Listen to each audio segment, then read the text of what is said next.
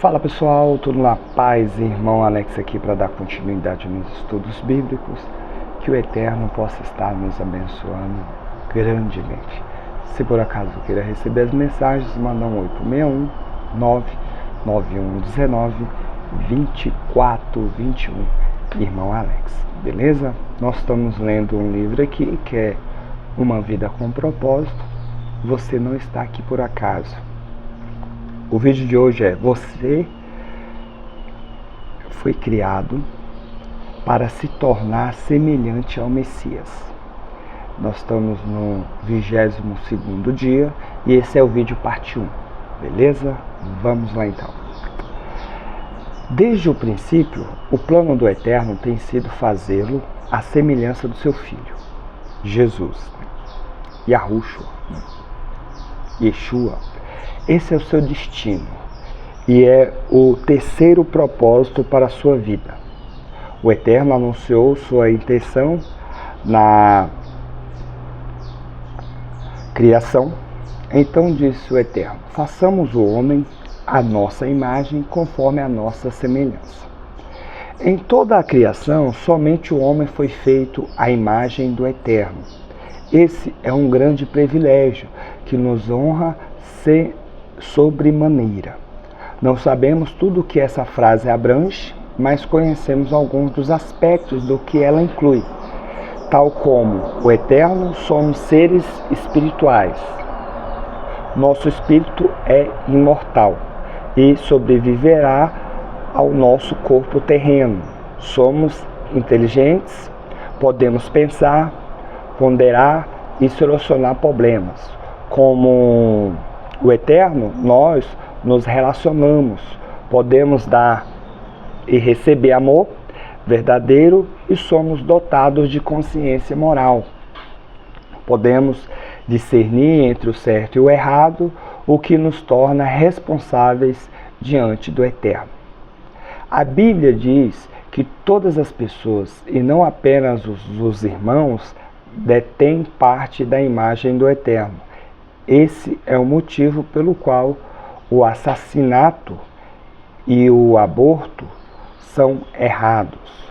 Mas a imagem está incompleta, tendo sido danificada e distorcida pelo pecado. Então o Eterno enviou Jesus para restaurar a plena imagem que haveríamos perdido.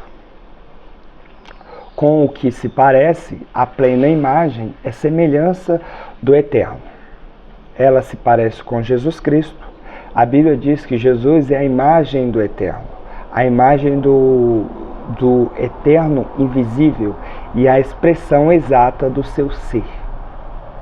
As pessoas usam frequentemente a expressão tal pai, tal filho para se referir-se à semelhança familiar. Quando as pessoas veem minha imagem em meus filhos, isso me agrada. O Eterno também quer que seus filhos tenham sua imagem e semelhança. Isso aqui é bacana, entendeu? E de fato, quando você vê isso aí, é algo muito real. Tem vezes que você vê uma pessoa na rua e só pela forma de você falar, só pela forma de você tratar ela, elas, de alguma maneira, elas têm o discernimento de falar, de perguntar se você é crente, né? Várias vezes já chegaram pessoas perguntar, sem eu falar nada, só de eu conversar com elas e sobre a forma que eu trato elas. A Bíblia diz: você foi criado para ser semelhante ao Eterno em justiça e em santidade. Deixa-me ser absolutamente claro. Você jamais se tornará igual ao Eterno ou mesmo a um Deus, né? A um ser divino, no caso, né? Tem um bichinho voando aqui. Essa mentira arrogante é mais antiga, tentação de Satanás. Satanás prometeu a Adão e Eva que, se significasse seu conselho, seriam como Deus.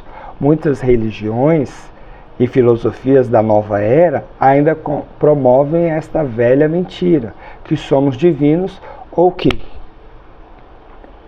desculpe pessoal, ou que podemos nos tornar deuses. O desejo de ser um Deus manifesta-se todas as vezes que tentamos controlar nossas circunstâncias, nosso futuro e as pessoas ao redor. Mas, como criaturas, jamais seremos o Criador. O Eterno não quer que você se torne um Deus, Ele quer que você se torne santo, que assuma valores, atitudes e caráter próprios deles. Isso aí é bacana. A Bíblia diz: busquem uma maneira completamente nova de viver, uma vida moldada pelo Eterno, uma vida renovada no interior e que se demonstre na conduta de vocês à medida que o Eterno produz detalhadamente o caráter dele em vocês. Isso aqui realmente acontece. E infelizmente, né, cada dia que passa, você conversa com muitas pessoas que se diz crente, e você vê em muitas pessoas que elas não têm isso, né? Elas não têm essa essência. O supremo objetivo do Eterno para a sua vida na Terra não é o conforto, mas o desenvolvimento do seu caráter. Ele quer que você cresça espiritualmente e se torne semelhante a Cristo. Tornar-se semelhante a Cristo não significa perder a personalidade ou se tornar um clone autônomo, automático, né? O Eterno criou em você um caráter único, logo, logicamente, não quer destruí-lo. O cristianismo ocupa-se de transformação de caráter, não da responsabilidade. O Eterno quer que você desenvolva um tipo de caráter descrito nas bem-aventuranças de Jesus, nos frutos do Espírito, no grande capítulo de Paulo sobre o amor e na lista de Pedro das características de uma vida produtiva e eficiente. Toda vez que esquecer que o caráter de um dos propósitos do Eterno para a sua vida, você se torna frustrado pela situação que o cerca. Você pensa consigo mesmo: porque isso está acontecendo comigo? Por que estou passando por momentos tão difíceis? A resposta é que você deve ser difícil, e isso que nos possibilita crescer. Lembra-se de que a terra não é o céu.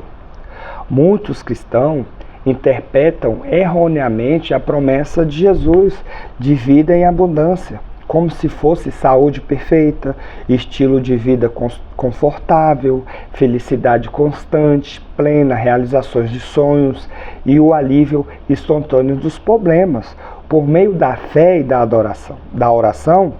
Em poucas palavras, esperam que a vida cristã seja fácil. Espera que o céu seja na terra.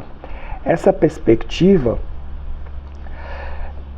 voltada para si mesmo trata o Eterno como se fosse um gênio da lâmpada, que existe tão somente para nos servir em nossa busca egoísta de realizações pessoais. Mas o Eterno não é o nosso criado.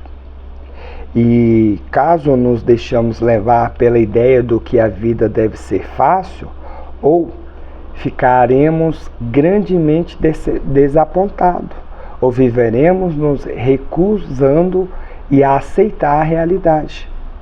Nunca se esqueça de que a vida não gira em torno de você. Você existe para os propósitos do Eterno e não o contrário, porque o Eterno lhe proporciona o céu para a terra, quando ele já planejou o verdadeiro céu para você na eternidade. O Eterno nos dá o nosso tempo na terra para construirmos e fortalecermos nosso caráter para o céu. Beleza, pessoal? Terminamos aqui. Trouxe umas informações bacanas. Essa parte aqui, gostei, né? Essa questão de fato, eu conheço muitas pessoas que é decepcionado pela comunidade, pela igreja por causa disso, porque as pessoas que lá estão, né? Essas pessoas elas não refletem o caráter ou a imagem de Cristo. E aí faz com que as pessoas são bloqueadas aí nesses ambientes.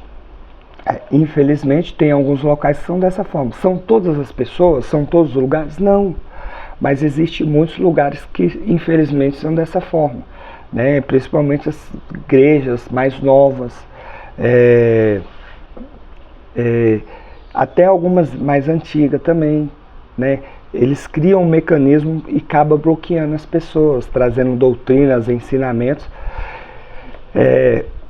O próprio Paulo, né, na carta a Timóteo, ele fala doutrinas diabólicas, né? Então, normalmente são nesses locais que são criadas doutrinas diabólicas. Temos que tomar muito cuidado e buscar sempre observar nisso, quando você está conversando com alguém, que aquela pessoa ela tem o caráter, ela tem a semelhança a Cristo, no tratar, na forma de falar. Isso aí é muito importante. E que o Eterno nos abençoe. E um abraço do irmão Alex.